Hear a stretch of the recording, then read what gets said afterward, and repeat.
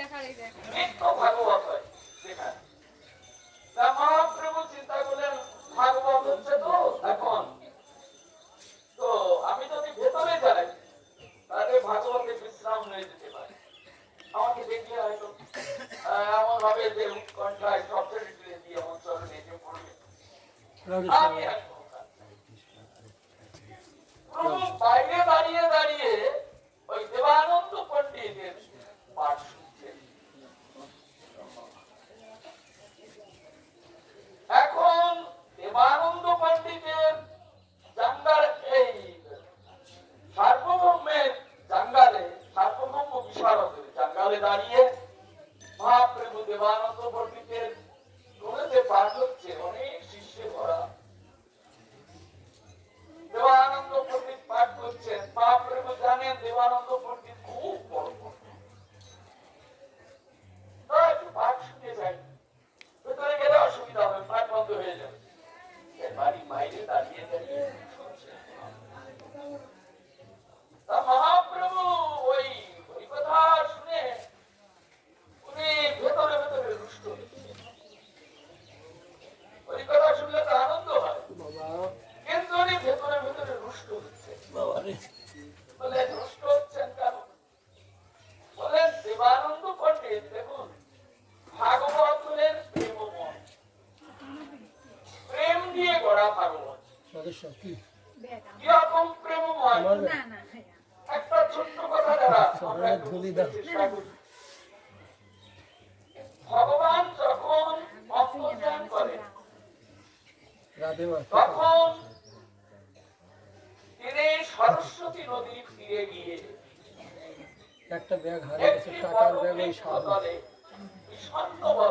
মাইকে বলে দিলাম না, যদি কেউ পায়ের উপর ডান পা তুলে দিয়ে হাতটা মুখে লাগিয়ে স্বপ্ন বদলেই বসে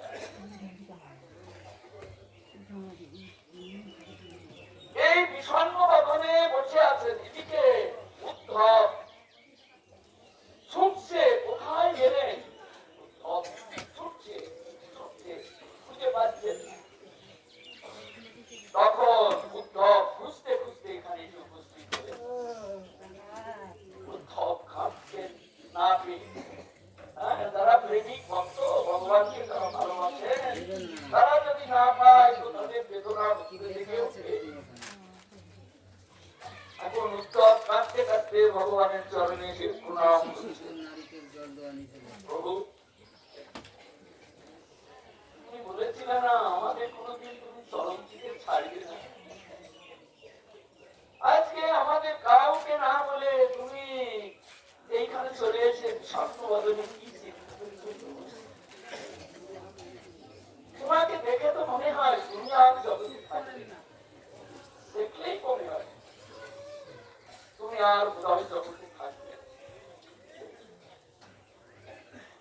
উদ্ধব তোমার অনুমান সত্য, তাহলে তুমি চলে যাচ্ছ? তুমি তো বলেছিলে তুমি আমাকে কোনোদিন ফেলে রেখে যাবে না, এই কি তোমার ভালোবাসা? এই কি তোমার ভালোবাসা? তখন ভগবান বলছেন উদ্ধব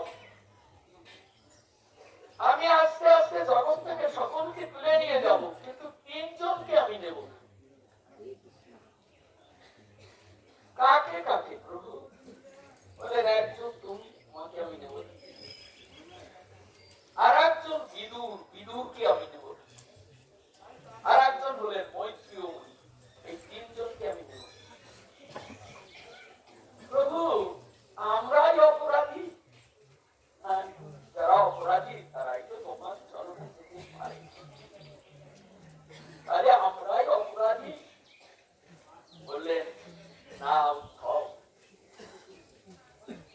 তোমাদের তিনজনকে আমি জগতের বুকে রেখে যাব। কেন? তোমাদের যদি নিয়ে যায় তাহলে আমার ধর্মটাকে প্রচার করবে কি? এই জন্য তোমাদের তিনজনকে জগতে থাকতে হবে। প্রভু তুমি চলে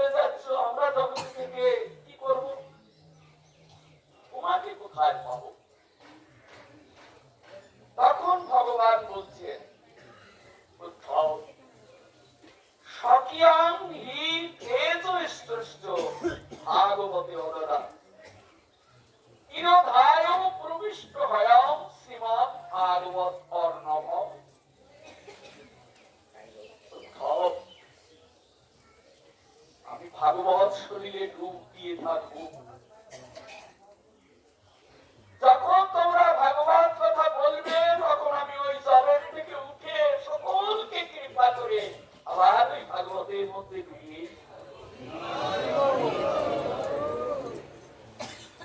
এই জন্য ভগবানের যে তেজ, যে স্বরূপ, যে মাধুরিমা, যে ভক্ত বাৎসল্য সব আছে ওই ভাগবত শরীরের মধ্যে। ভগবান যখন প্রকট লীলায় ছিলেন তখন তিনি সাক্ষাৎ সবাইকে দর্শন দিয়েছেন, কৃতার্থ করেছেন। যখন অপ্রকট তখন ভগবান থাকে ভাগবতীর মধ্যে। আর সেই অপ্রকট লীলা ভগবানের নিত্য লীলায় তো নিত্য হয়নি। জল দেবেন না, নিষেধ আছে, ওখানে লেখাই আছে। তাই পড়ে দেখুন। আজ আমাদের এই ভগবান আস্বাদন ছাড়া আমাদের ভগবানকে পাওয়ার অন্য কোনো পথ বেলপাতা কোথায় পাবো? সুন্দর জল দিতে না করছে মনে হয়। এই জন্য মহাপ্রভু নারকেলের জল দিতে না করে, কিন্তু ওনার নারকেলের জল দিতে না করে, হৃদয় গ্রাহী হচ্ছে না। এই জল দেবেন। গঙ্গা জল দেওয়া থাকে। উনি বলছেন ও কি পাঠ করছে রে? হ্যাঁ, এই তো নারকেলের জল দেবেন না। নারকেলের জল পাতে গঙ্গা জল দেবে। এই হরিকথায় কোনো প্রেমই নেই। ওম ত্রয়ম্বকম বড় পণ্ডিত, বড় পণ্ডিত। মহাপ্রভু ক্রমান্বয়ে গুরুদানিত হচ্ছেন। এখন বলছেন কি আমি অতি ছিঁড়ে ফেলে অতি ছিঁড়ে ফেলে দিয়ে আসবো। প্রভু ঢুকছেন তখন যারা সঙ্গে ছিলেন তারা চরণ জড়িয়ে ধরলেন। প্রভু ভাগবত যদি আপনি ছিঁড়ে ভাসিয়ে দেন তাহলে জগতের মানুষ ভাগবত পাবে না। প্রভু ছিঁড়বেন না, ছিঁড়বেন না, আপনি তাকে কৃপা করুন। বাহ!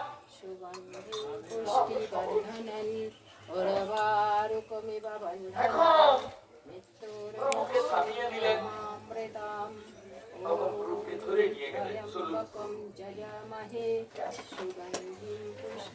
প্রভুকে ধরে নিয়ে গেলেন। আমরা বুঝলাম ভাগবত বক্তা অনেক পাওয়া যায়, কিন্তু আমার এই শুষ্ক হৃদয়ে প্রেমের হৃদয় হবে এমন বক্তা আমি আর পাবো না। প্রেমটাই হলো ভগবানের হাতে। প্রেম শূন্য ভাগবতের কোনো মূল্য নেই। ও প্রেমটাই আসল। কিন্তু দেখুন আমি আত্মবাকা প্রেম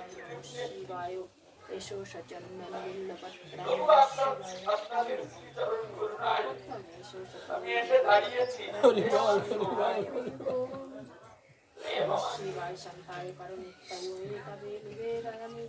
প্রেম ভক্তি অনেক দূরের পথ, অনেক দূরের পথ।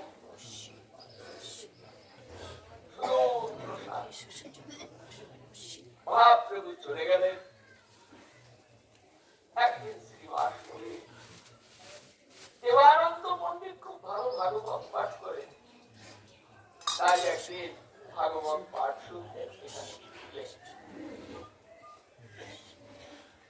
এখন দেবানন্দ পণ্ডিত ভাগবতের শ্লোক উচ্চারণ করছেন, শিষ্যদের বোঝাচ্ছেন। শ্রীবাস পণ্ডিত তিনি তো ওগুলির মানে বোঝেন। বাবা উনি ওই ভাগবতের শ্লোকগুলি শুনছেন আর কাঁদছেন। ভাগবত প্রেমময় তো। উনি কাঁদছেন, কাঁদতে কাঁদতে মাটিতে পুড়ে গেছেন।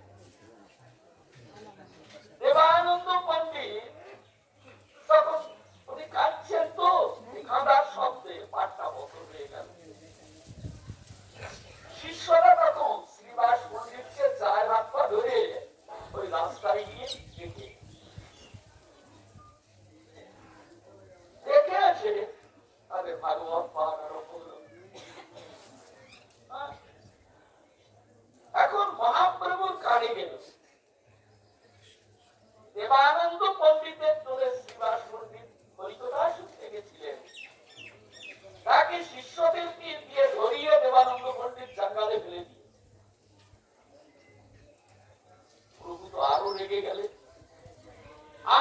বেরিয়ে গেছে।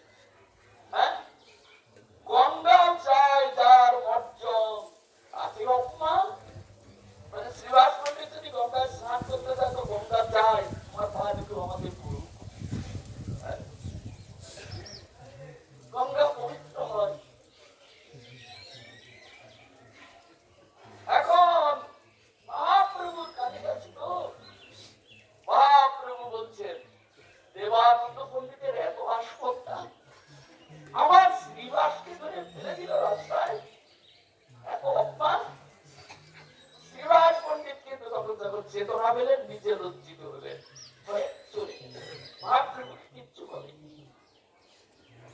তো মহাপ্রভু এই কথা শুনে বললেন রাখো, ওর সঙ্গে একবার দেখাবো। হঠাৎ একদিন মহাপ্রভুর সামনে দেবানন্দ, মহাপ্রভু বলছেন দাঁড়াও। দেবানন্দ, মহাপ্রভু তোমার টোলে শ্রীবাস পণ্ডিত ওই কথা শুনতে গেছিল।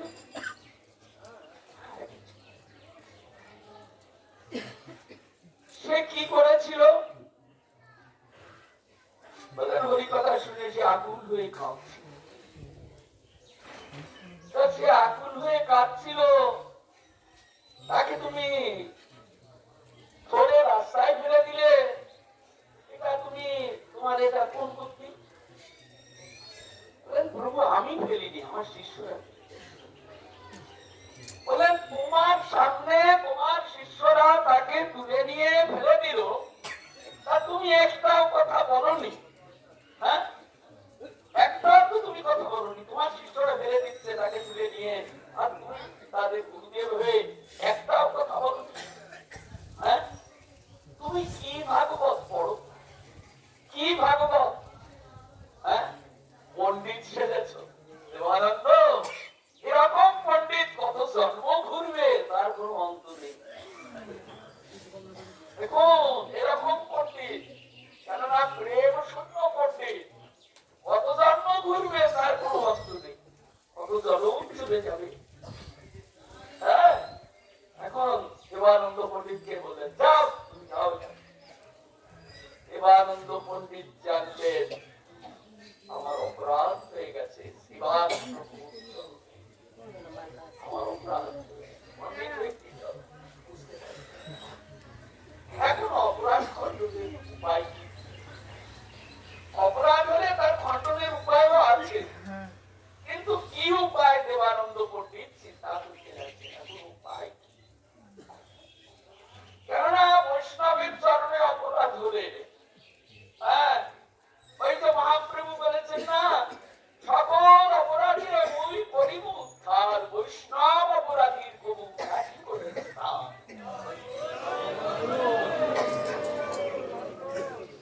তাহলে সবাই পার হয়ে যাবে, আর আমার তো কোনো নিস্তার হবে না।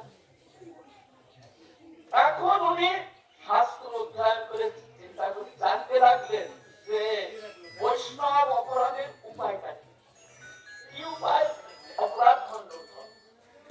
উনি তখন দেখলেন যার চরণে অপরাধ হয় তিনি যদি প্রসন্ন হন তাহলে অপরাধ যায়। একজনের কাছে অপরাধ হয়েছে আর একজনের কাছে ক্ষমা চাইলে কোনোদিন অপরাধ যায় না।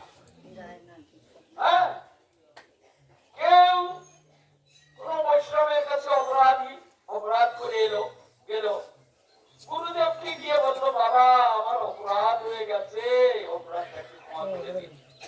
ও গুরুর ক্ষমতা নেই তার অপরাধ ক্ষমতা নেই। একমাত্র উপায় যার চরণে অপরাধ তার চরণে গিয়ে ক্ষমা প্রার্থনা করলে ক্ষমা তিনি যদি ক্ষমা করেন তবে অপরাধ, যদি তিনি প্রসন্ন হন ক্ষমা করে। দেবানন্দ পণ্ডিত চলে গেলেন শ্রীবাস। এখন শ্রীবাস পণ্ডিতের কাছে গিয়ে এইবার প্রণাম করে শ্রীবাস পণ্ডিতকে বলছেন পণ্ডিত আমি বড় হত। দেখুন বৈষ্ণবদের ব্যবহার বড় হত।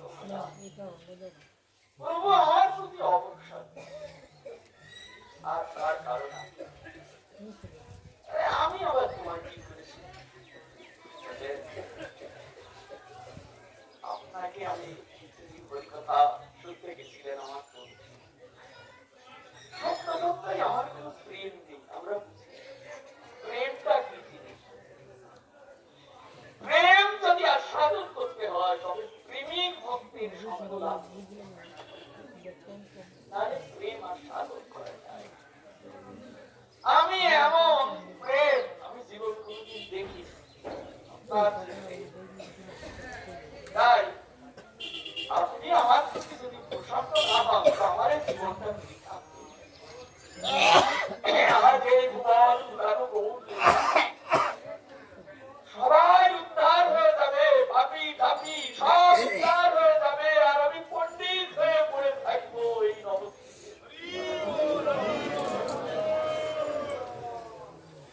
এখন নিজের অনুশোচনাটাই নিজেকে সুস্থ করে। এখন শ্রীনিবাস পণ্ডিত বললেন, না না আমি কোনো অপরাধ নেই। বললেন তা হচ্ছে তো হবে না। আপনি যদি আমার প্রতি অপরাধ না নিয়ে থাকেন তাহলে বুঝবো আমার নিমন্ত্রণটা আপনি গ্রহণ করতে। আর যদি অপরাধ নিয়ে থাকেন তাহলে বুঝবো আপনাকে তোমার দুটি পরম। যদি আপনি অপরাধ না আমার প্রতি না নিয়ে থাকেন তাহলে কৃপা করে একবার আমার ঘরে আপনি বলুন কবে যাবেন? দেবানন্দ পণ্ডিতের চোখে জল দেখে এই যে প্রসন্নতা, বৈষ্ণবের প্রসন্নতা, বৈষ্ণবের গায়ের পাতা তার সাথে কথা বলা, এই প্রসন্নতায় দেবানন্দ পণ্ডিতের চোখের জল। চোখে যদি জল আসে তো জানবেন এটা অপরাধ দিয়ে পড়ছে, ভেতরে এর অপরাধ দিয়ে পড়ে যাচ্ছে, পবিত্র হয়ে যাচ্ছে। তখন শ্রীবাস মন্দির একটা দিলেন যে আমি অমুক সময় যাব, আপনি আসুন। দেবানন্দ পণ্ডিত তখন কাউকে ডাকলেন না, একাকী সব পূজার উপকরণ সব গুছিয়ে শ্রীবাস পণ্ডিতের চরণ ধৌত করে সেই চরণামৃত পাঠ করলেন। শ্রীবাস পণ্ডিত দেখলেন সাধু বৈষ্ণবের স্বভাব এই প্রকার। বাঞ্ছা কল্পতরু, আমরা বলি না প্রথমে বাঞ্ছা কল্পতরু পর্যন্ত কৃপার সাগর বৈষ্ণব। বৈষ্ণব কারোর অপরাধ নিয়ে বসে থাকে না, তাকে প্রসন্ন করলে তিনি প্রসন্ন হন। তারপরে শ্রীবাস পণ্ডিত দেবানন্দ পণ্ডিতের এই কাতরতা বা এই প্রকার তাকে দর্শন করে তার সুস্থতা, মনের যে গ্লানি কিছু নেই, তার চোখের জল দেখে শ্রীবাস পণ্ডিত তখন তার যে অপরাধ, সে অপরাধটাকে বলছেন, আমার সাথে অপরাধ হয়েছে এটা আমি কখনোই মনে করি। যদি হয়ে থাকে আর যদি সেটা আমি কিছু খণ্ডন করতে পারি তাহলে আমি মহাপ্রভুর শ্রী হরিবল হরিবল হরিবল তোমার অপরাধ যেন তিনি খণ্ডন করে দেন। শ্রীবাস পণ্ডিত এই প্রকার বলায় দেবানন্দ পণ্ডিত খুব খুশি হলেন এবং তার পরের থেকে দেবানন্দ পণ্ডিতের এই টোলে শিষ্যদেরকে তখন প্রেম সম্পত্তি বিতরণ করবার শ্লোকের মধ্য দিয়ে দেবানন্দ পণ্ডিত তখন প্রেমিক হয়ে গেলেন। এই দেবানন্দ পণ্ডিতের টোলে এই অপরাধ ভঞ্জনের এই স্মৃতি মহাপ্রভু এখানে রেখে গেছে। এখানে এলে এই রথের উপর এখানে মহাপ্রভু এসেছেন, নিতাই চাঁদ এসেছেন, মহাপ্রভু ভক্তবৃন্দ এসেছেন, সবাই এসেছেন দেবানন্দ পণ্ডিতের এই টোলে। কেননা দেবানন্দ পণ্ডিত পরবর্তীকালে পরম বৈষ্ণব। আজকে আমরা সেই দেবানন্দ পণ্ডিতের টোলে এসেছি আমাদের অনন্তকালের অপরাধের ভাণ্ডটা হৃদয় করে নিয়ে। অপরাধ আর কেন যদি আমার আছে জনম জনমের অপরাধের ভাড়া এসেছি এখানে। তাই আজ এই দেবানন্দ পণ্ডিতের এই ভূমিতে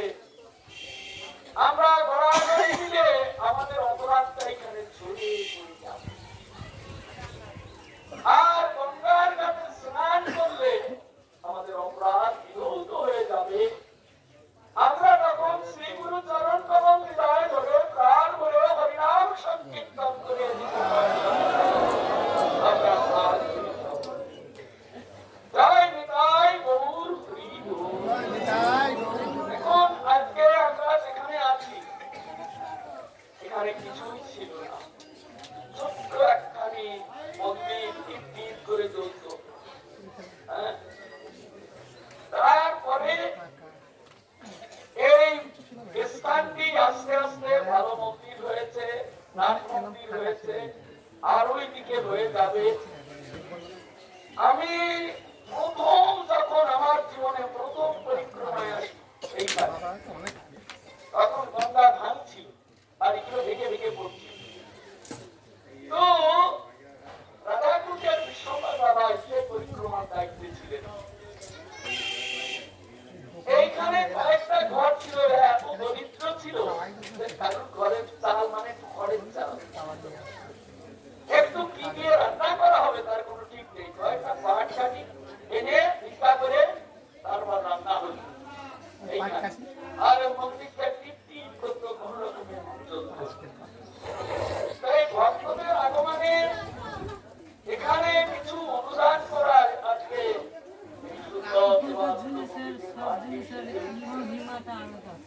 এখানে যিনি সেবায়ত আছেন তিনি আমার ভাই পুরানি বাবার শিষ্য। তিনি এখানে সেবা ভাগ করেছেন। আপনারা যদি সাহায্য করেন সম্মুখীন না হন। তো আজকে আর নয়, এইবার গঙ্গার ঘাটে গিয়ে স্নান করুন। যদি পারে অসুবিধা হয়, কাদা বেশি লাগে, তাহলে উপারে গেলে কাদাটা কম হবে, উপারে গিয়ে স্নান করতে পারে। হ্যাঁ, আপনারা সুবিধা মতো এইবার নৌকায় উঠে গঙ্গা পার হয়ে ওপারে চলে যাবে। তারপর